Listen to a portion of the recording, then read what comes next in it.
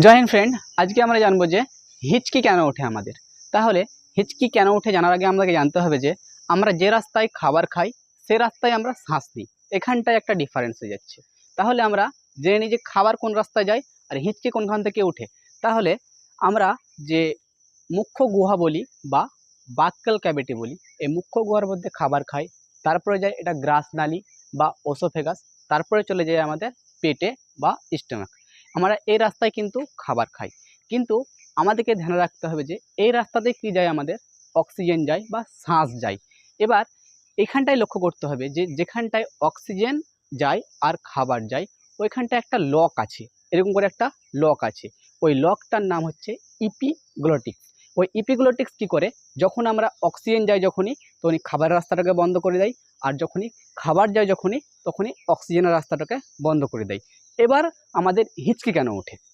এবার হিচকি হচ্ছে যে আমরা যখন কোনো কিছু খাবার খাই, খাবার খাওয়ার সময় আমাদের মনে দিনের বহু রকম চিন্তা মনের মধ্যে চলে আসে বা মাথার মধ্যে চলে আসে।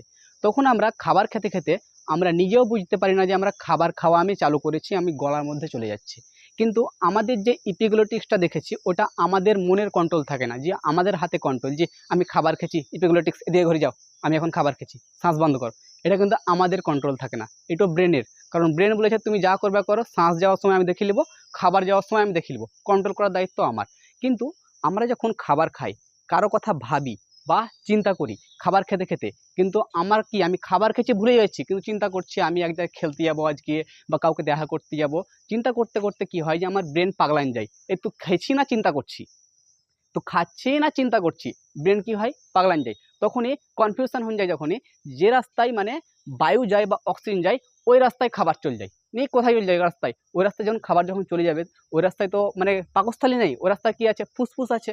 ফুসফুসে তো কোনো স্টোরের কোনো জায়গা নেই বা স্থান নেই যে ওখানটা স্থান হবে বা স্টোর হবে। কিন্তু তখন কি করে, যে ড্রাইফার্ম থাকে যখনই, ওই ড্রাইফার্ম তখন গেদি মারে, এই তুই কী খেয়েছি রে, অক্সিজেন আসার জায়গায় খাবার আসছে কেন। তখনই এই ডাইফার্ম তখন মারে, যখনই তখন খাবারটা ওপরে উঠে আসে, তখনই করে তখনই হিচকি উঠে। তখনই বলে যে লইলিয়া খাবার খাওয়ার সময় চিন্তা ভাবনা করিস না, খাবার যে রাস্তায় যাবে সে রাস্তা দায়িত্ব আমি লিয়েছি। কিন্তু তখন কি করে যে ওই ডাইফার্ম দ্বারা আবার চলে আসে উঠে, তখন কি হয়, আবার তখনই পেটের রাস্তায় বা স্টোমাকের রাস্তায় তখন নিচে নেমে চলে যাই। তখন কি করি, আমরা জল খাই। কিন্তু আমাদের বাড়িতে কি বলে যে তুই কিছু চুরি করেছি, হিচকি উঠছে খাবার খাওয়ার সময়, তার লেগে তোর হিচকি উঠছে। কিন্তু এরকম চুরি টুরি করার লেগে কিছু নয়। আমরা যখন কোনো কিছু চিন্তা করি তখনই ওই লকটা ইপিগ্লটিক্স মানে কন্ট্রোল থাকে না আমাদের কাছে, ওটা ব্রেন কন্ট্রোল। ব্রেন ভুলেই যায় যে খাবার খাচ্ছে না শ্বাস নিচ্ছে, তার জন্য মেন প্রবলেম এখানটায়। তাহলে শ্বাস কিসের জন্য, মানে তাহলে বুঝতে পারলাম আমরা যে হিচকি কেন ওঠে। হিচকি চিন্তা করার জন্য ওঠে, কিন্তু তার সম্বন্ধে কোনো মানে এছাড়া কোনো আদার্স কোনো মানে সমস্যা নাই যে হিচকি উঠছে। তাহলে আমাদের বুঝতে হবে যে খাবার খাওয়ার সময় চিন্তা করা যাবে না। জয় হিন্দ।